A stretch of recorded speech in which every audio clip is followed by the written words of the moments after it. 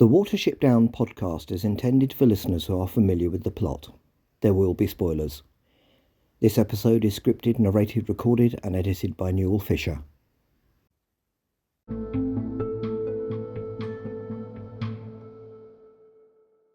Hello, and welcome to the Watership Down podcast, episode 181, in which we will be looking at the fifth and last 10-minute segment of the second episode of the 2018 Netflix version of Watership Down.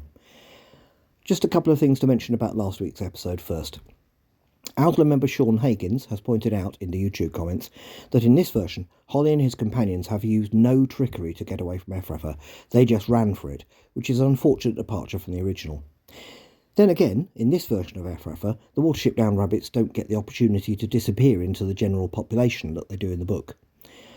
It is this anonymity that makes Holly's trickery possible in the book at the expense of poor Captain Bugloss. Owsler member Leah Michaela has also pointed out an interesting detail from the episode image, which features the character I have called the Shaman Priest, lifting his long marking claw. Leah has pointed out that the animators have given the underside of his foot the kinds of furless pads that you would see on a cat or a dog. Of course, rabbits, as we learn in the book, do not have these. Thanks for spotting that, Leah. Finally, in the context of dealing with Ephrafa, can I strongly recommend episodes 136 and 137 of the podcast. They are entitled simply Ephrafa and the Crixer. In the first of these, we dealt with the portrayal of Ephrafa, including the more awkward aspects of what it represents in human terms, and then the following week I visited the actual site of Ephrafa as well as a stretch of the River Test. This is a video episode on YouTube. So then, let's get back to Ephrafa and Nuthanger Farm, where things are getting a bit tense.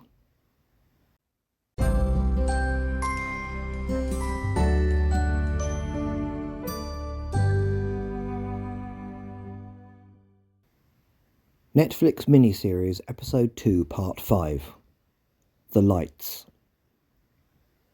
Part 5 of Episode 2, The Raid, runs from 39 minutes 25 to 49 minutes 45, and the reverse timings are 10 minutes 20 to the end of the episode.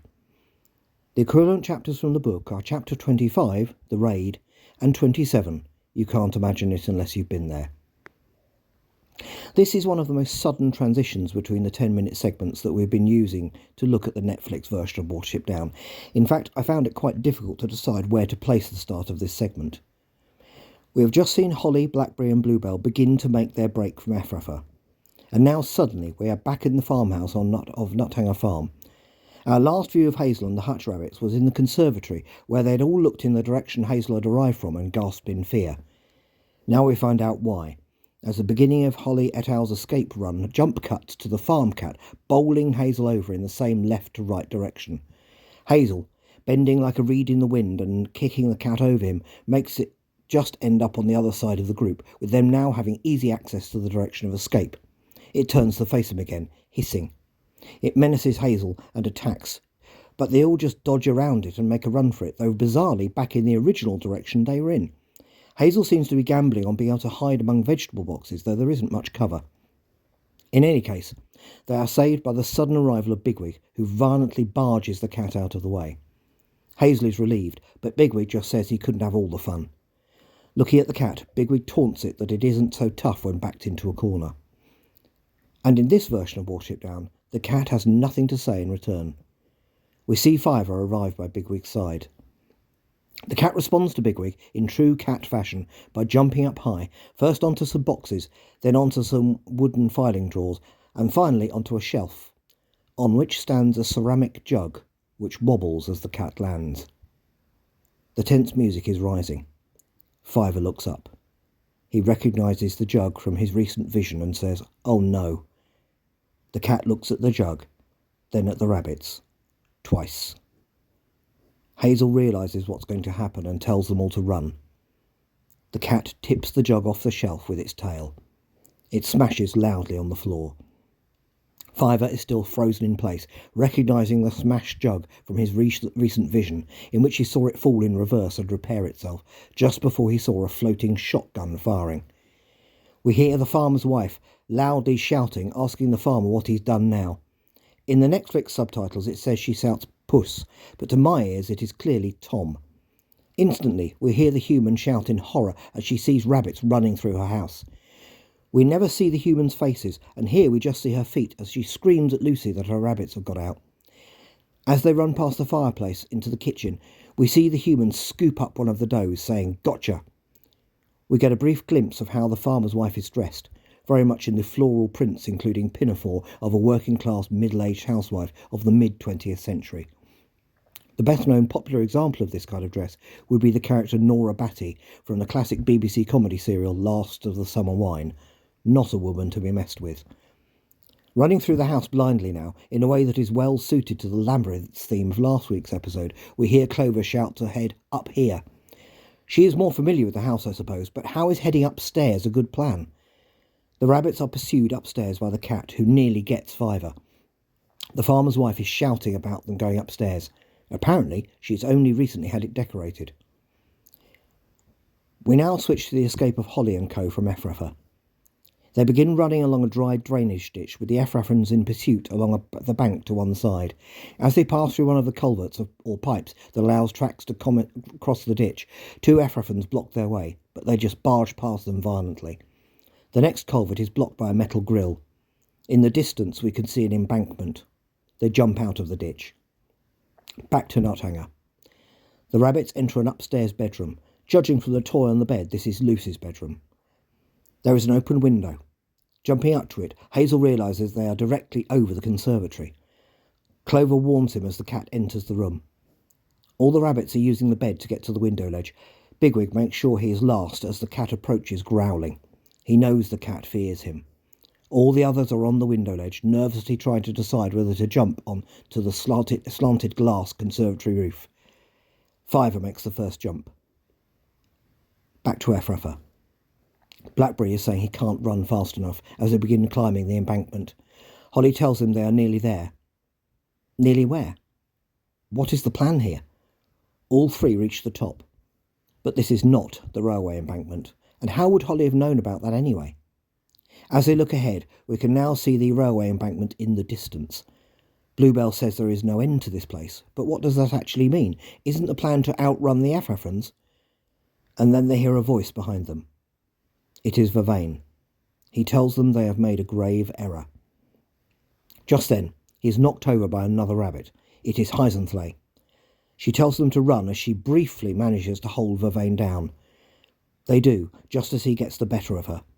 He shouts out the alarm, telling his fellow Owsler to get after the escapees. He then looks down at Heisenthal and enjoys a little sadism, telling her to enjoy this moment, as it is the last time she will stand beneath the stars. With a hard cuff from his front paw, he renders her semi-conscious, then continues the pursuit. Back to Nothanger. Vervain's cuffing of Heisenthal is cleverly followed by Bigwig shoving the last doe onto the conservatory roof. Two examples of large male rabbits using force against smaller does for entirely different reasons. Unfortunately, this last doe then bumps into the line of rabbits trying to maintain their balance on the ridge of the conservatory roof, resulting in four of them starting to slide down the northern side towards where the dog's kennel lies below. Clover goes over the edge, just managing to hold onto the gutter as the dog, now awake, barks up at her from below and begins jumping up at her. Hazel cries out her name and carefully slides down to the gutter. He scruffs her and pulls her up to safety. The cat, who has been approaching Bigwig from the bedroom, now jumps onto him. They both slide down the roof, and Bigwig efficiently kicks him over the edge, right onto the ground by the dog's kennel. Bigwig shouts that the cat isn't so clever now, calling it an Emblia Pfeffer, or stinking cat in Lapine. As the dog is distracted by the fleeing cat, Bigwig tells them all to scarp her. They reach the ground via the kennel roof, running right past the enraged dog. Back to Ephrafa. The pursuit is now at breakneck speed over open ground. Blackberry says he can't keep going and to leave him behind. Holly orders him to look ahead and keep going. They reach the railway embankment at last and begin clambering up loose stones. Vervain orders his Owsler to run faster. As the escapees climb higher, in the distance we see the lights of an approaching train. Vervain shouts to tear them to pieces. Blackberry begins to slide back down the loose stones. Bluebell sees and goes back for him. The Ephraffans are almost upon them. We see the track from the train. Holly shouts to keep moving forward. The train is getting closer. Back to Nuthanger. Running past the dog, the rabbits reach a track just as a Land Rover 4x4, one of the original SUVs, arrives, its headlights blaring in the dark. It stops. One of the does looks right into the lights. Hazel shouts at her not to. Too late. She has gone Tharn. The farmer's wife scoops her up. We see the Land Rover's lights go to full beam. They are replaced by the lights of the train. The escapees reach the train tracks, but so does Vervain, who immediately grabs Blackberry by the ears. The train gets closer. Bluebell and Holly jump back onto the tracks, and Bluebell fights Vervain while Holly tries to help Blackberry. The other Ephrathans have arrived, and the lights of the train are on them. Holly immediately warns Bluebell and Blackberry not to look into the light. They will go Tharn. Bluebell manages to look away. Vervain knocks him away, and now the train arrives. The two Ephrathans stare right at it. Blackberry breaks free from Vervain just in time, helped by a kick from Holly. Vervain cries out as the train runs over them. The three escapees leap clear just in time and slide down the far bank. Back at Nuthanger, the farmer's wife tells her husband not to shoot any of Lucy's rabbits as he loads his shotgun. His reply is dismissive. They are a nuisance. He fires off a shot, the fleeing rabbits clearly lit by the headlights. It misses. His wife shouts at him for not warning her first. Another shot as he calmly walks in the direction of the escapees. It misses. Hazel shouts at them all to get in the ditches. They are out of the range of the headlights now. The farmer has reloaded. He fires again as, I think, Hazel and Clover crisscross the track. Hazel hides in a ditch, breathless and shaking as the farmer passes, cursing as he can't see them anymore. Then he spots Clover, cowering in undergrowth. He reloads, saying with relish how he sees her. Then he drops some shotgun cartridges, picks them up and continues loading. He aims at Clover, and Hazel breaks cover, bumping deliberately into the farmer's legs. The shock makes him shoot high. Clover runs in one direction, Hazel in the other. The enraged farmer takes aim at Hazel and hits him. Hazel is sent flying over a culvert and lands in a ditch. The farmer switches on his torch. As the train passes, Blackberry tells Bluebell he saved him. He's a hero. Bluebell says he prefers being a liability. He asks what the train was. Holly has no idea, but Frith has decided that it wasn't their time to stop running. The background music changes to choral singing. The farmer is looking for Hazel. As his torch beam just misses Hazel lying in the ditch, his wife tells him he had better not have shot one of Lucy's. He growls that it was a wild un, but we know he was about to shoot Clover. The farmer sees blood on the other side of the culvert. He tells his wife. She tells him to come back. He can find it in the morning.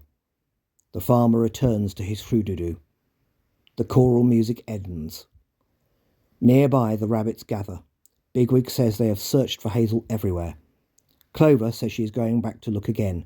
Bigwig says no, not in the dark. Hazel risked his life to get the does out, so they are going back to the down right away. Fiver says it's his fault. He should have seen this in his vision. Clover says the only one to blame is the farmer. There is a terrible evil that comes from men. All other Elil just do what they do to get food, but men will never rest until they have spoiled the earth and destroyed the animals. In saying this, she borrows Holly's words from the book as he recounts the destruction of Sandalford, words that are used by Fiver in the 1978 film. As her words close, we see Hazel asleep in the culvert, where he has managed to hide. As he breathes softly, we see another rabbit looking at him. It is also Hazel. A mysterious rabbit calls him. She is black in colour. He asks who she is. She goes by many names, but his people know her as the Black Rabbit. Hazel asks if he is to walk with her now. She replies that all walk with her, only leaving her side for a brief moment called life. Hazel says he is afraid, but she reassures him there is no more to be afraid of than in the changing of the seasons. She says that if he keeps this in his heart, he will become a truly great leader of rabbits, worthy of joining her Owsla. She pauses and walks away. The awake Hazel has gone. The camera tracks down to the sleeping Hazel. And suddenly, with a gasp, his eyes open.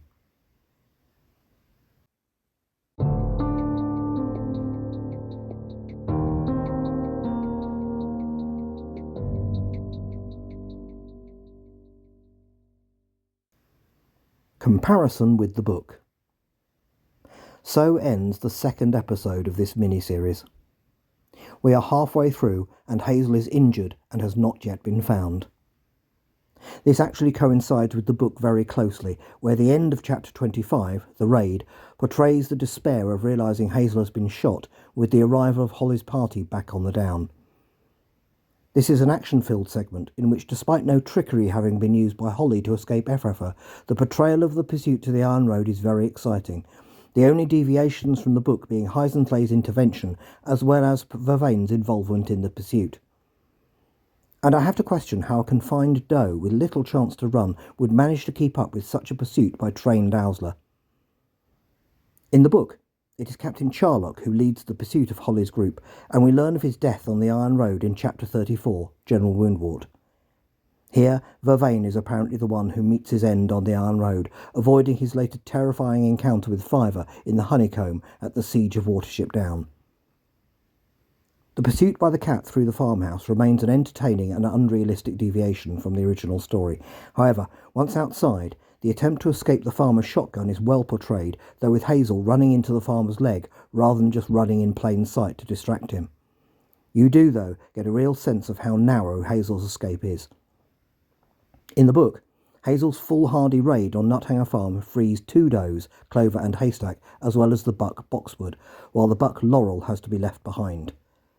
Here, 4 does are in the hutch, 2 of which are recaptured by the farmer's wife. And as for the Black Rabbit of Inlay having a word with Hazel about becoming a great leader, in this version I think that particular intervention is well overdue, so fair play to her. This Hazel really does need to get a grip.